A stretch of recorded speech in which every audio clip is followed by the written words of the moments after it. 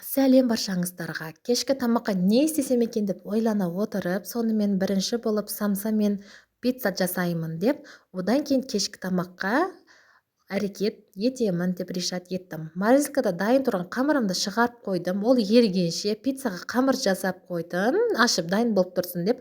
Одан кейін самса үшін картошка, ет, пияздарды араластырып дайындап қойдым. Самсаның қамыры да еріп дайын болып тұр екен, оны да жайып, ішіне начинкаларын салып, әдемілеп бүгіп алдым. Мына жақта пештің градусын турлап жатсам, қызым оянып, маған қарашы, ана, маған қарашы деп күліп алдап жатыр ғой. Көтерші мен ойнатшы дейді ғой.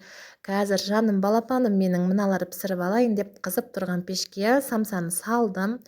Ол піскенше мына жақта пиццаның қамыры дайын екен. Ол қызарып шыққан соң пиццаны да дайындап қояйын. Ол пісіп шыққаннан кейін пиццаны саламын деп решат еттім. Қарасам, самсам да пісіп шығыпты. Сонымен пиццаны салдым. Пицца қызарғаннан кейін мен үстіне сырды шығарамын, сонда күйіп кетпейді. Пицца да самса да дайын болды кешкі асқа. Сонымен кешкі тамаққа мен макарон жасаймын деп ойладым, макарон плов.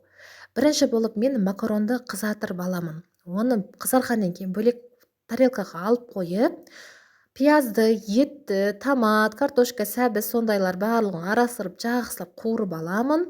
Кейін су құйып, үстіне макарон салып, как плов сияқты демдеп қоямын. Мына жерде су көп болғанына сіздер ойламаңыздар, что мына макарон сорпа болып қалды ғой деп. Жоқ, бұл жақсылап демделіп тұрған екен. Макарон іседі, суының барлығын тартып алады. Өте әдемі, аппетитный шығады ғой.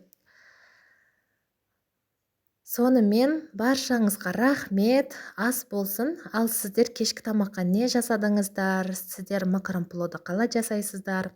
Комментарияда бөлісіп, каналыма тіркеліп кетіңіздер. Рахмет баршаңыздарға.